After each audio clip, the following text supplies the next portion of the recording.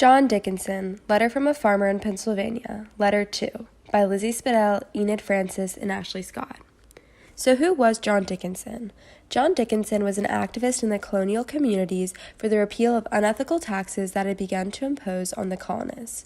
He commended the use of violence and pushed for negotiation, legislative control, and boycotting British goods that were being taxed.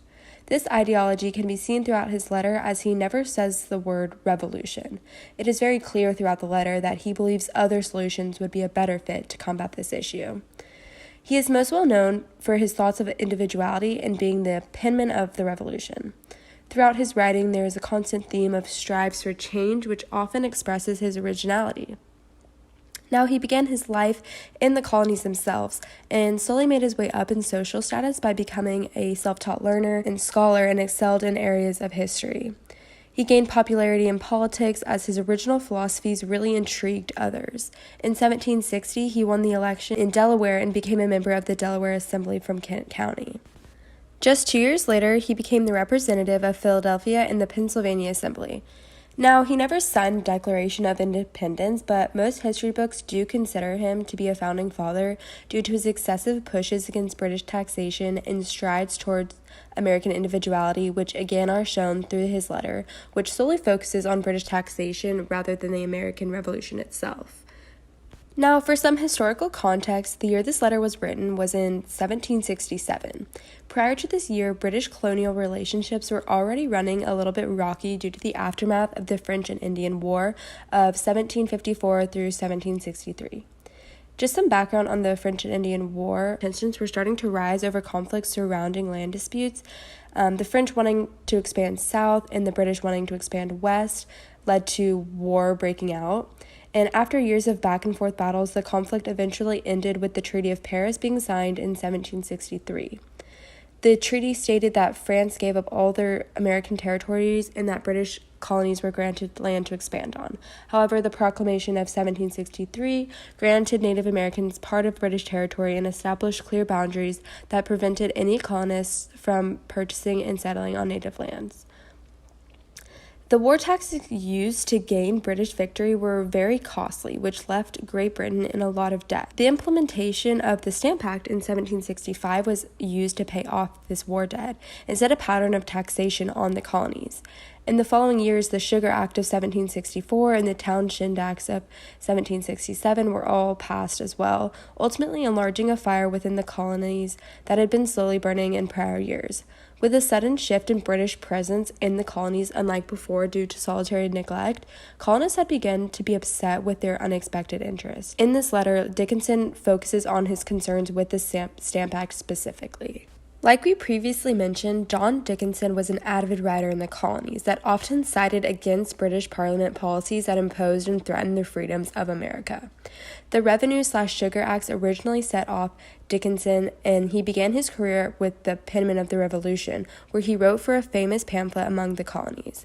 Shortly after, he wrote 15 proposals, later known as the Declaration of Rights and Resolves, in disagreement with tax acts like the Plantation Act, which later got sent to the king, leading to the act's repeal.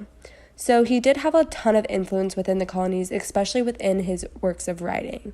And John Dickinson was actually not a farmer, but he wrote these 12 letters, all eventually published, in the perspective and voice of one, in order to create a tone and viewpoint of the common folk of the colonies and to remain anonymous as well. These letters discussed other act implementations he disagreed with, most specifically the Revenue Acts as a whole, which includes the Stamp Act. Dickinson strongly believed that the taxation of colonists on everyday items was an active threat to colonial rights and would destroy the American economy and would hurt all of their liberties. The purpose of this letter was to call the colonists to action and to bring their attention to the infringements of their rights taking place right in front of them, and most importantly, to persuade and inform the colonists. Hear then, my countrymen, rouse yourselves, and behold the ruin hanging over your heads. This commanding tone and frustration that protrudes through his words actively acts as arousal to the colonists to be angry and withstanding of British commands, which was his overall goal with this letter. When looking at the quote, if Great Britain can order us to come to her for necessaries, and we want and can order us to pay what taxes she pleases before we take them away, or when we landed here, we are as subject slaves as France and Poland can show, and wooden shoes and with uncombed hair. Dickinson's word choice in comparison to slavery and allusions to triggering parts of history like the French and Polish slaves causes colonial ears to perk up and believe that if they allow Britain to continue like this, that they will end up in those conditions, which is exactly the opposite of the life people want in the colonies. Purpose of raising a revenue is used specifically to inform the colonists as to why this tax implementation is worse and more controlling than the ones before. Through this letter, Dickinson is trying to accomplish the repeal of the revenue, more specifically the Stamp Acts, but mainly to make the colonists see how this imposition is blatantly unjust on colonial rights. There were two main audiences of this letter, the intended audience being the colonists, more specifically the farmers of America, which Dickinson referred to as the countrymen. Through his audience, a second audience was reached, which was the British Parliament. As word of what these taxes would do to colonial rights spread around the colonies, boycotts of British goods and other misbehaviors began to popularize. Through these acting outs, British leaders and soldiers began to catch on and follow the letters more closely. We have already covered most of the context. However, to reiterate, the Stamp Act had just been passed, which meant the colonists had to pay taxes on paper goods in order for Britain to get the money back that they had spent on the French and Indian War. Some colonists were not too happy, which resulted in civil unrest and led to the writing of Dickinson's letters series. Also, during this time, many new laws were being passed, like the Declaration of Rights and Grievances, which in simplest terms said that the American colonists were equal to all other British citizens, which most colonists thought was an abuse of British power. Dickinson says it himself that the British Parliament has authority over the colonies. However, they had begun to abuse it with the Stamp Act. I have looked over every statute relating to these colonies from their first settlement to this time, and I find every one of them founded on this principle, till the Stamp Act administration. Through this quote from Dickinson, it becomes very clear as to why he feels so differently about this act specifically compared to the previous acts, because taxation wasn't really new at this point, but this form of taxation was very new and upset a lot of the colonists.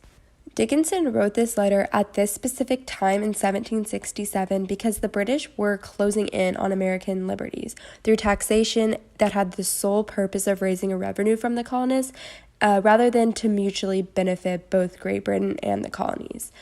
British Parliament were trying to tell the colonies how to run and what type of government worked best for the colonies, as well as to deprive the colonists of their individualities and money. The colonists seemed to be doing good on their own, and this caused conflict between Britain and the colonists in America because many colonists believed Britain had no right to pass these kinds of acts that they were passing. For example, like we mentioned, the Stamp Act. In John Dickinson's words himself, all before are calculated to regulate trade and preserve or promote a mutually beneficial intercourse between several constituent parts of the empire. The raising of revenue thereby was never intended. Simply put, this letter was written at this time because recent parliamentary moves stepped over the line of comfort in colonial and British relations. Dickinson purposely chose words and phrases that he knew would either anger the colonists and or catch their attention. He used language and words that would inspire rage inside the colonists, like slavery. You can also tell throughout the whole letter that he's very angry himself and wants to do something about the unjust laws. He also does not like the fact that Britain was using the colonies to pay back the war debt and felt the colonies were self-sufficient in themselves, but again, never explicitly says revolution is what the colonies needed. John Dickinson appeals to the audience's emotions, logic, and credibility. In efforts to draw anger from the colonists, he writes things like, "Here then, my dear countrymen, rouse yourselves." He also words his letter in a way that addresses the colonists as equal as opposed to attempted followers. This most likely gave the audience a sense of comfort while reading his letters. He backs up his statements with logic to help the audience further understand his point of view. For example, he explains how previously imposed duties were acceptable in comparison to the Stamp Act, for they were created to regulate trade. He proves himself credible by stating, I have looked over every statute relating to these colonies from their first settlement to this time, because this shows he has done crucial research in making this argument and claim. The tone of this letter is quite assertive in the way that he capitalizes specific words and phrases in which he finds the most significant. Throughout this letter, he repeats in all caps several times, without their/our consent. This is because he's trying to grasp onto the reader's attention. The statements he makes are strong and passionate, specifically the last sentence in which he refers to the concept of liberty as a sound and nothing else. John Dickinson speaks on the ways Britain has attempted to increase their control over the colonies. He acknowledges Parliament's rights to impose taxes on colonists in efforts to regulate trade. However, he believes the Stamp Act is unjust and destructive to the colonies. In his eyes, the Stamp Act was passed for the sole purpose of raising revenue and levying money upon the colonists. The first two paragraphs of Letter 2 start off by establishing Dickinson's view on British Parliament rule of the colonies as a whole. He indicates that the Parliament should and can use its power to regulate trade and preserve the connection between the mother country and the colonies for the sake of the common good of all. Through light language in his hook, all beliefs have been intrigued, creating a longing to read more from both audiences. His choice of diction and syntax that are in agreement with the British Parliament sets off the letter with a non-biased tone and allows for no initial anger from audiences. For example, the Parliament unquestionably possesses a legal authority to regulate the trade of Great Britain and all her colonies, is purposely favoring British Parliament in order to show later on what is wrong with their new actions in comparison to their legal ones in the past. As the letter continues, we begin to see his change in perspectives. However, his initial letter set-up allows for a basis of where Dickinson stands on British Parliament authority. In Parliament Debates Stamp Act, a similar form of unbiased agreement is shown. For example, it is stated that all colonies are subject to the dominion of the mother country, whether they are a colony of the freest or the most absolute government. As Dickinson begins to make his claim against Parliament taxation with the Stamp and Townshend Acts, he supports his thoughts with a well-respected British Prime Minister, William Pitt. Our great advocate, Mr. Pitt, in his speeches on the debate concerning the repeal of the Stamp Act, acknowledged that Great Britain could restrain our manufactures.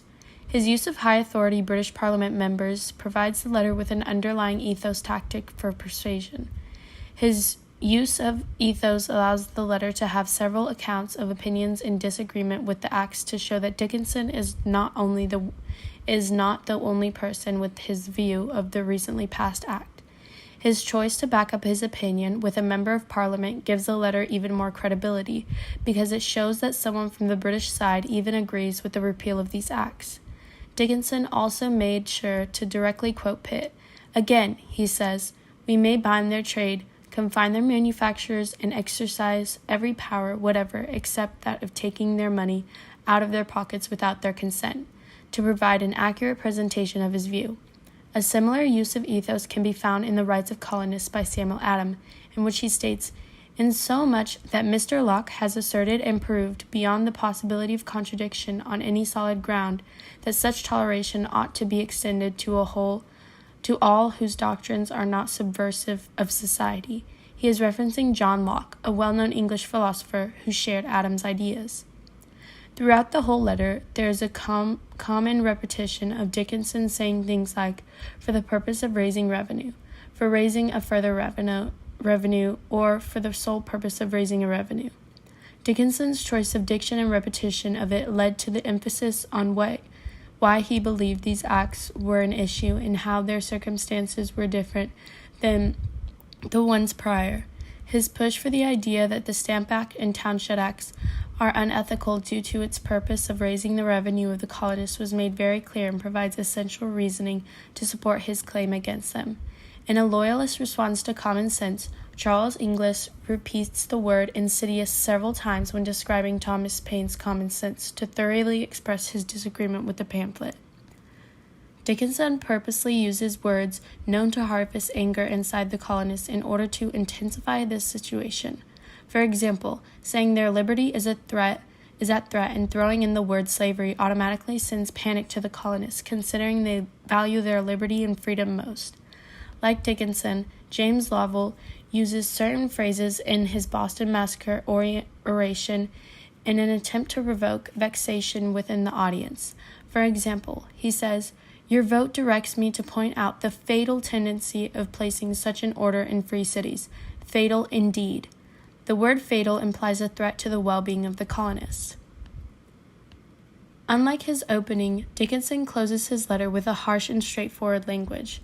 His diction and tone switch leaves the reader with the final thoughts about how problematic the new acts are, which sets up Dickinson's plan to persuade and inform the colonists about its injustices perfectly. In other words, whether the Parliament can legally take money out of the pockets without our consent is one of the last lines of the letter, which was initially intentionally placed in order to ensure that the last thought the reader had was British Parliament was essentially stealing their money with these acts. Likewise, in a merchant's opposition to non-importation agreements, Theophilus Lilly, a merchant, simply states his opinion, claiming the Townshend Acts are an attack. Every man has a natural right to vindicate his character in a public manner when a public attack is made upon it.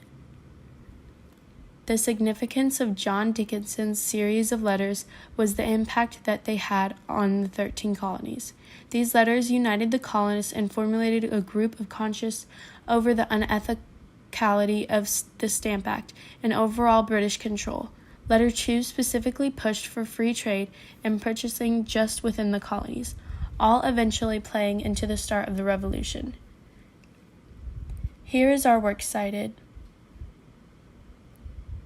Thank you so much for listening to our presentation over John Dickinson's Letters from a Farmer.